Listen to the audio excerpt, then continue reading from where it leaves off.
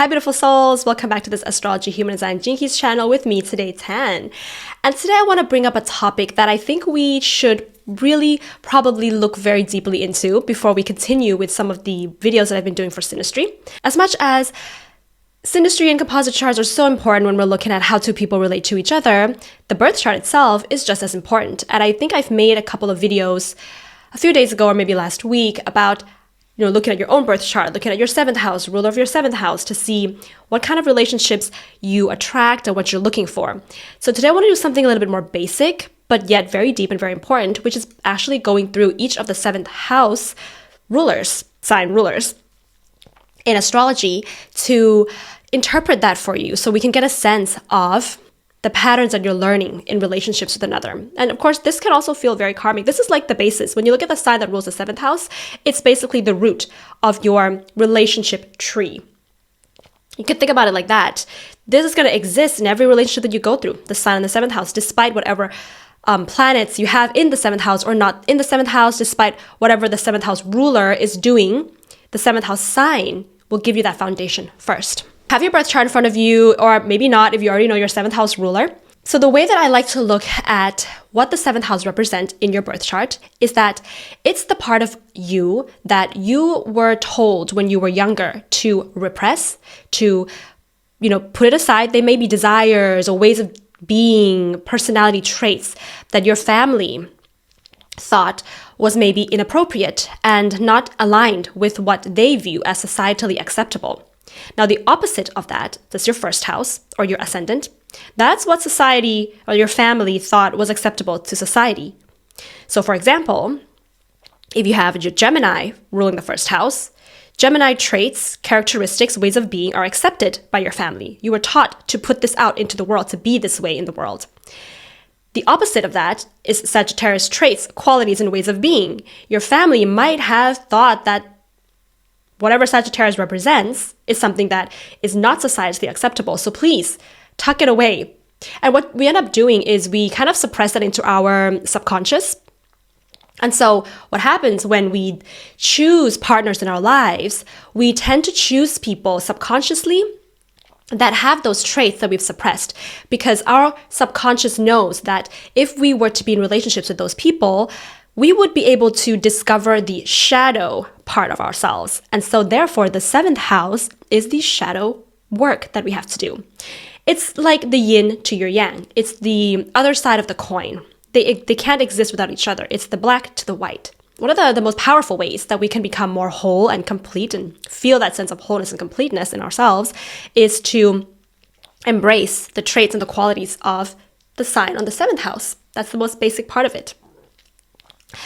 And so, of course, when we get into these relationships, we can be a little bit shocked and surprised by the traits and the qualities of the other person, because we're like, whoa, okay, I can sense that there's something valuable in the way that you are, but I did not think that it would stir up so much, it would trigger me so much. You can put it like that, like it was just triggering you so much, right?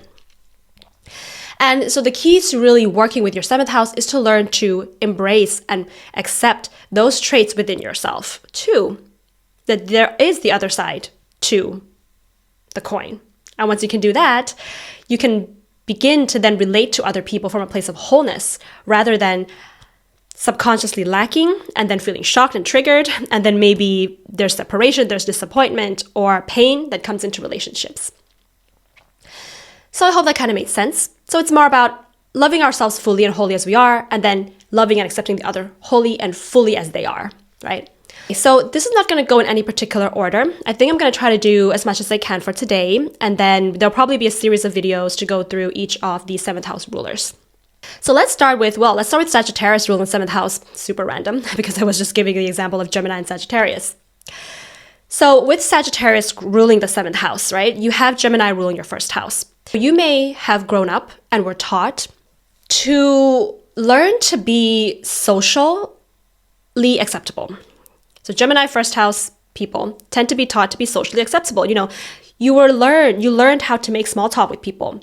You learn how to connect with different people, but not to go too deep and not to be too honest. Like honesty could have been something that, your family might have viewed as, it's not tactful to be too honest or blunt. And so honesty and bluntness was somehow repressed, right? And you may also have been taught to not question the rules too much. Just kind of like follow the rules, don't ask too many questions, but yet Geminis love to ask questions. However, the questions that lead to deeper understanding might have been suppressed. So, the adventurous side is also suppressed. It's, more acceptable to be practical, be logical, do errands that are needed every day, rather than to dream big and to travel. I mean, that's a waste of time. You could have been taught something along these lines.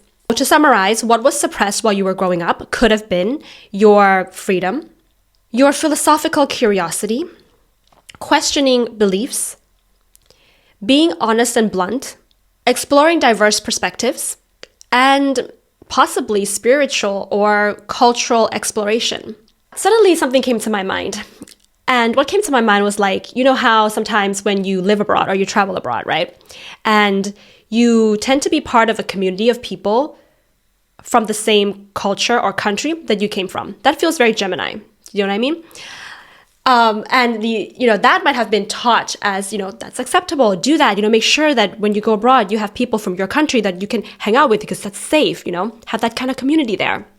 The opposite of that would be like to be abroad and just have friends with people from all walks of life. That would be very Sagittarius. The partners that you tend to attract when you are in a relationship, whether that is business partnerships, romantic relationships, any kind of committed relationships, you tend to attract people that when they trigger you, they may trigger you by having qualities that are restrictive.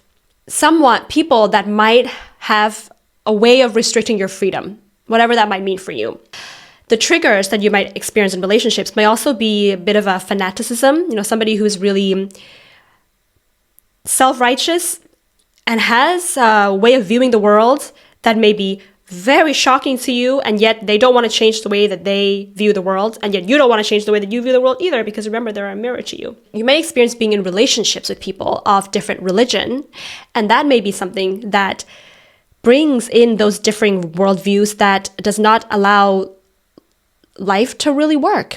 This is all a learning journey, with Sagittarius in the 7th house. You're just exploring, you're learning to open your mind, to see how different worldviews and ways of thinking work, and to finally choose one that works for you.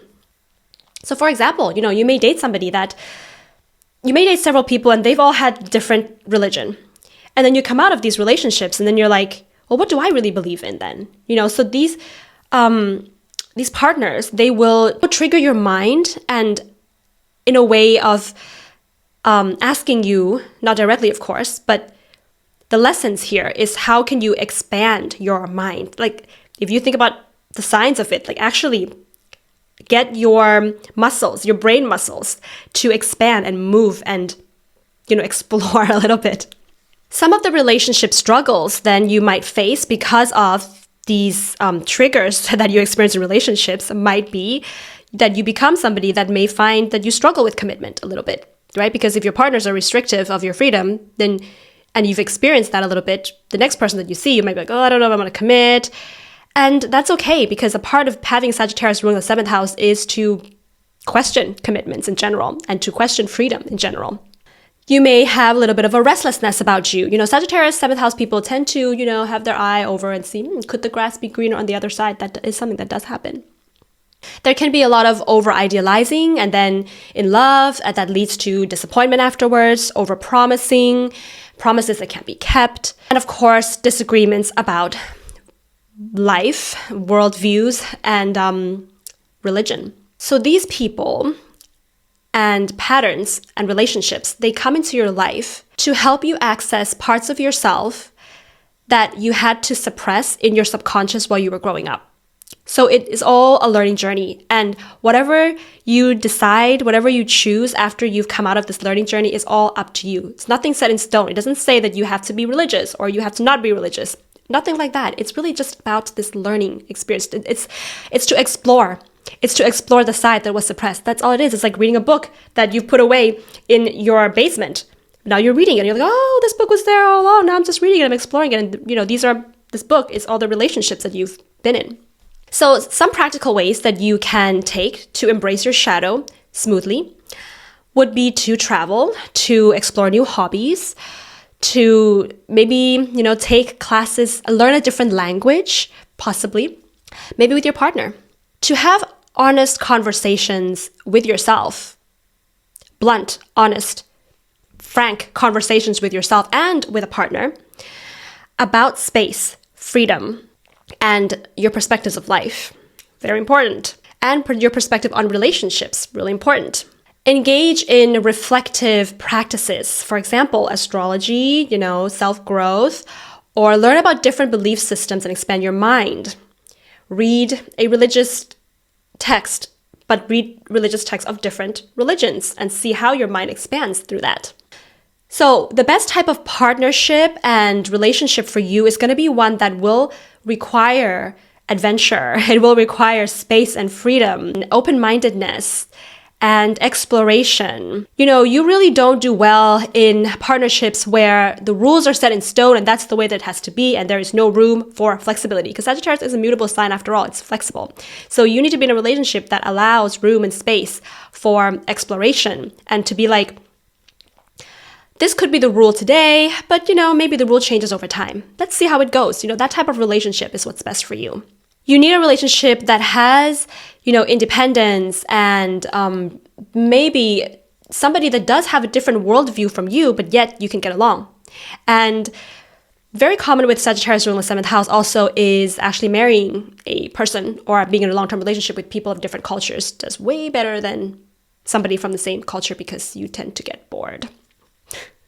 If any of that kind of sounds like you and you want to go deeper into this, I would like to invite you to join my 7th house workshop called Why You Attract Who You Attract, a relationship astrology workshop, either in Amsterdam on November 7th if you are in the area, hi, or November 12th online if you are somewhere else in the world. This is going to be the first of a series of workshops that is a part of this tribe that we're building, a tribe of lovers and learners.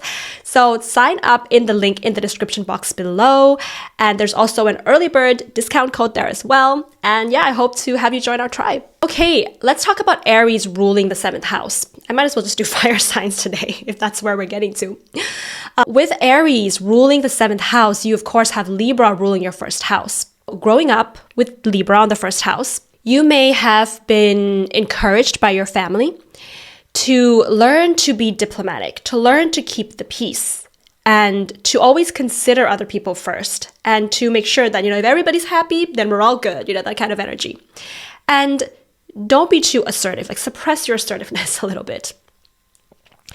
There can also be a lot of emphasis on justice and fairness, so you're somebody that learned to not take too much and if the other person is not yet taking anything. And of course, you were taught to suppress your ability to take initiative. You were taught to suppress, voicing out your needs. And anger. Anger is really a thing that was really suppressed if you have, Aries on the 7th house cusp. Maybe when you voiced what you wanted to say, you directly expressed your desires out loud. Maybe it was shut down, or maybe your parents kind of walked away. It was don't say those things. You tend to therefore attract people and partnerships into your life subconsciously. These people may be dominant, they may be competitive. They may be partners that, take the initiative more than you, They may be the one, despite being man or woman, or whatever the tradition says, they may be the one to propose to you instead of you proposing to them. They may do it quickly. You may have only met for 3 months and then already you're getting married. Impulsive marriages occur with Aries ruling the 7th house. And somehow these relationships may involve a lot of fights and arguments, and conflicts. But also quick recovery, kind of I'm over it now. What can also happen is you need that kind of relationship where there are fights, where things just kind of come out, but then both people get over it quickly. But not everybody is like that. Some people don't get over things quickly. And even though you may have a fight and you may be over it with Aries ruling your 7th house, the other person is holding resentments and they're holding a grudge. That can also be something that you struggle with in a relationship, as well as how can you actually have somebody who knows how to have a healthy argument.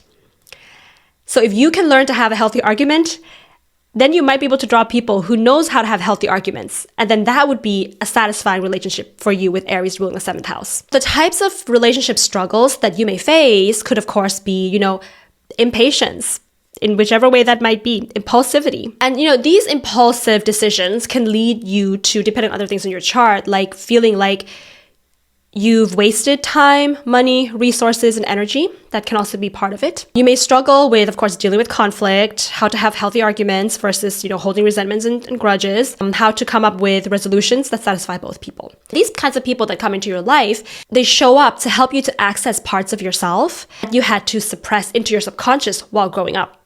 So it's kind of like, there's this book, right?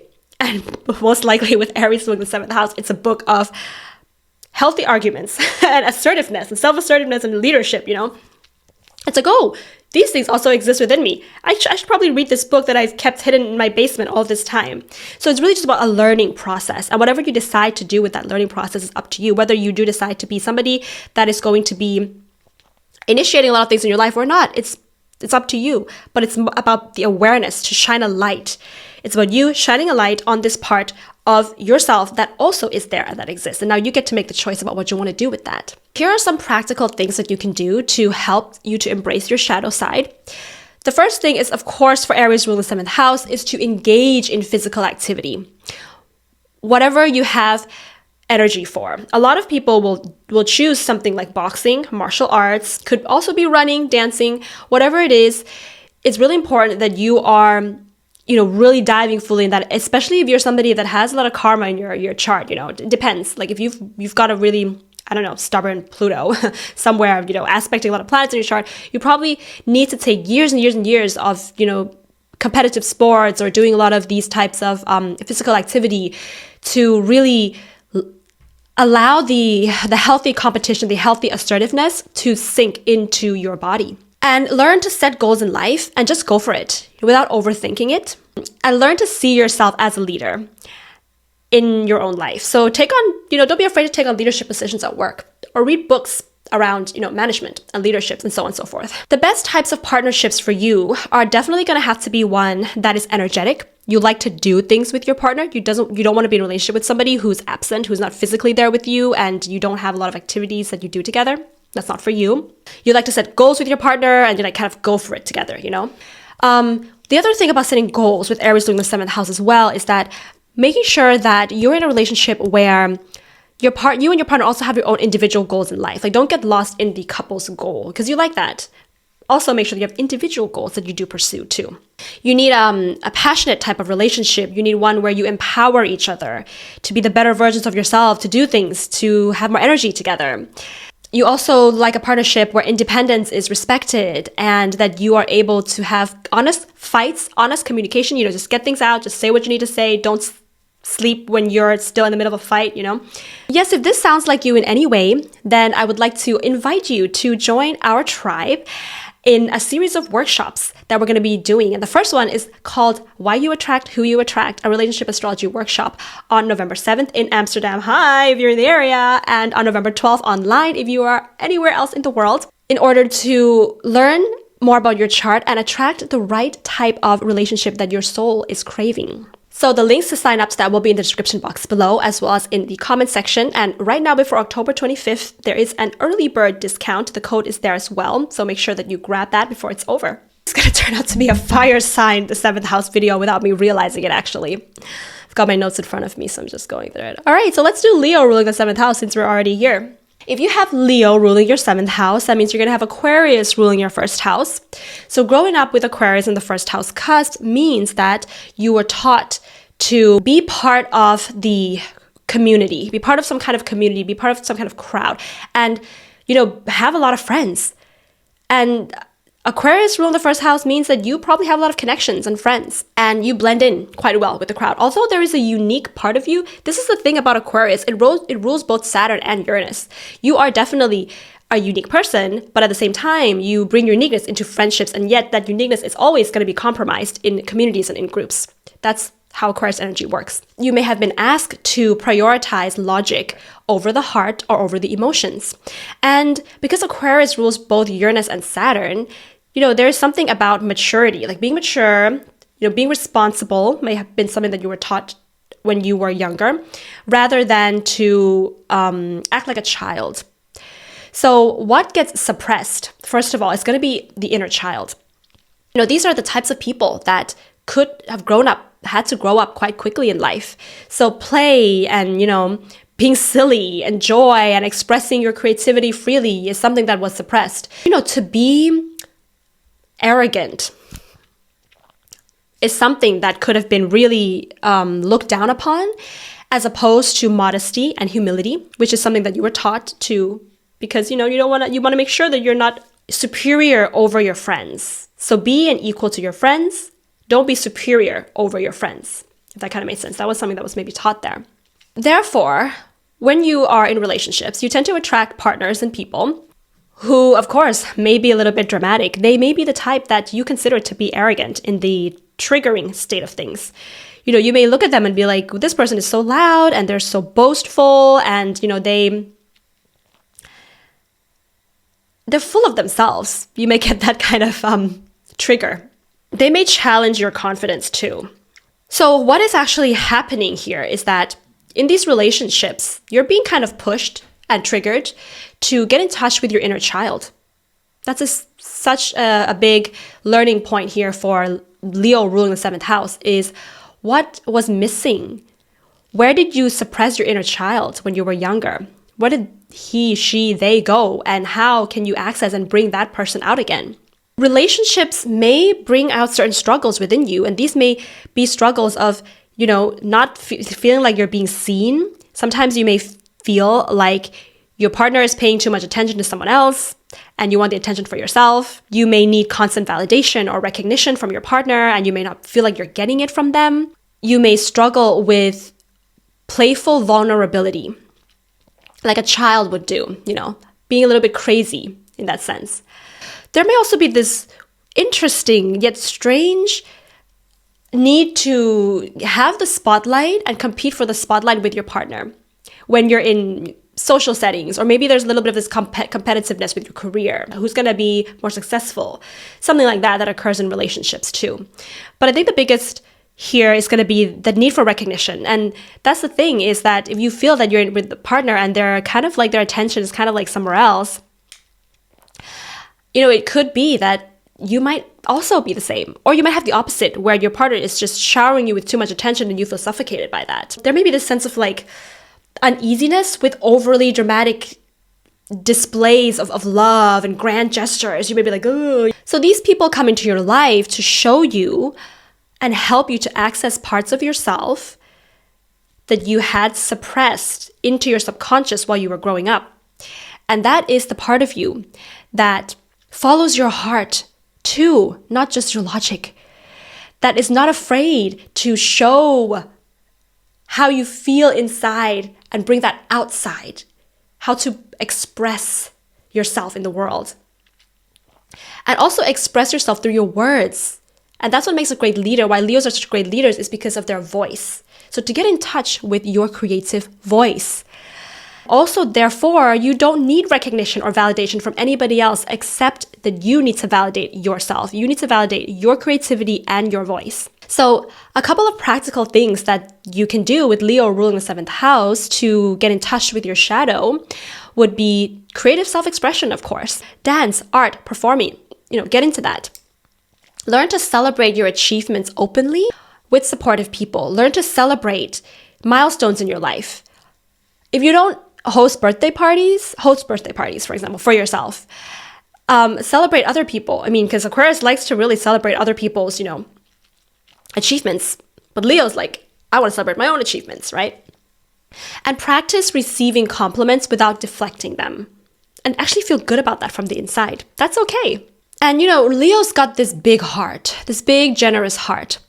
So instead of approaching relationships and experiences from that Saturn-Uranus place of maybe trying to rebel or logically figure things out, instead just embrace the experiences that you are receiving from a place of love, of the heart, of the Leo.